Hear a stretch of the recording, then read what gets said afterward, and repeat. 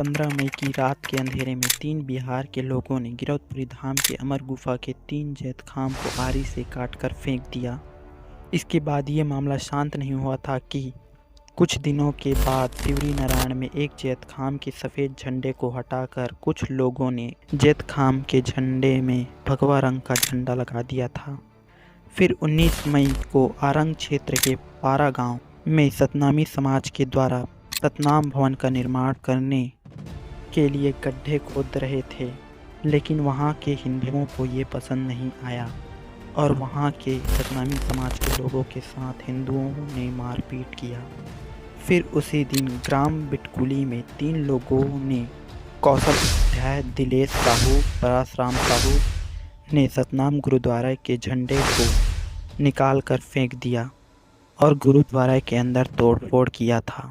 कुछ सालों में छत्तीसगढ़ में सतनामियों के आस्था के केंद्र जैत खाम को कहीं पर काटा जा रहा है तो कहीं पर जलाया जा रहा है, तो वहीं पर गुरु बाबा घासीदास जी के फ़ोटो के साथ छेड़छाड़ करके अश्लील फ़ोटो के साथ एडिट करके इंस्टाग्राम पर पोस्ट करते हैं।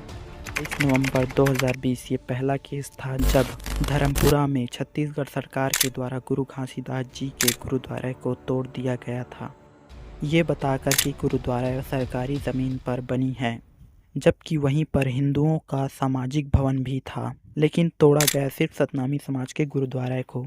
इसके 1 महीने बाद फिर से धर्मपुरा में 4 जनवरी 2021 को रात के अंधेरे में सतनामियों के आस्था के केंद्र जैत खाम में मिट्टी तेल डालकर जला दिया गया। जैत खाम को जलाने वाले 2 आरोपी को पुलिस ने पकड़ा था, एक भोलाराम चंद्रवंशी और दूसरा सुनील यादव। ये धर्मपुरा के ही निवासी थे और दूसरे समाज से थे। ठीक इसके 2 महीने बाद ग्राम माचा भाटा में 28 मार्च 2021 को होलिका दहन की रात को गांव के कुछ असामाजिक लोगों के द्वारा जैत खाम को जला दिया जाता है। ठीक इसके 1 हफ्ते बाद बलौदा बाजार भाटापारा के खैरघाटा गांव में फिर से जैत खाम को रात के अंधेरे में मिट्टी तेल डालकर कुछ असामाजिक लोगों के द्वारा जला दिया गया। इन दोनों मामलों में पुलिस ने किसी भी आरोपी को नहीं पकड़ा था।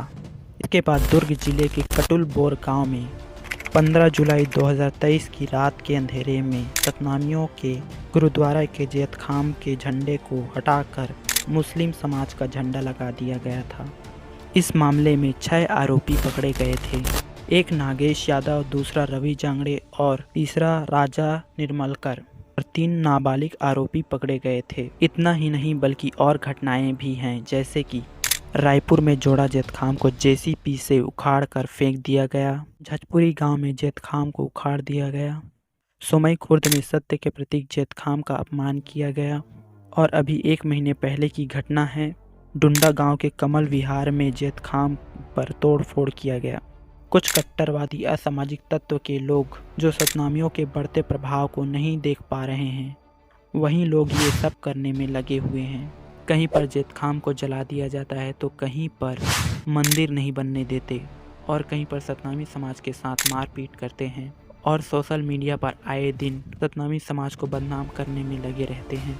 कुछ साल में ऐसी घटनाएं बार बार लगातार आती रही हैं कि सतनामी समाज के साथ आज ऐसा हुआ वैसा हुआ। इस तरह की घटना लगातार बढ़ती जा रही हैं। घटनाओं को रोकने के लिए ना ही सरकार ठीक से कदम उठा रही है और ना ही सतनामी समाज के जो 11 विधायक हैं वो इन घटनाओं पर सरकार से सवाल तक नहीं पूछते और ना ही समाज को कोई जवाब देते हैं। अभी जो हुआ है अमर गुफा जैत खाम कांड, जिसमें 3 आरोपी पकड़े गए हैं, कहा जा रहा है कि वे बिहार से हैं और कुछ सालों से छत्तीसगढ़ में मजदूरी कर रहे हैं। जिस तरह से अन्य जैत खाम कांड आरोपियों के नाम बताए गए, चेहरे दिखाए गए, लेकिन इस जैत खाम कांड में इन आरोपियों के ना ही ठीक से चेहरा दिखाया गया और ना ही ठीक से आरोपी का नाम बताया गया। समाज का कहना है कि ये लोग तो सिर्फ करने वाले हैं, लेकिन करवाने वाला तो कोई और है। इसीलिए सतनामी समाज में सीबीआई जांच करने के लिए सरकार से मांग कर रही है। इसी कारण से सतनामी समाज ने 10 जून को छत्तीसगढ़ की राजधानी में उग्र आंदोलन करने का फैसला लिया है।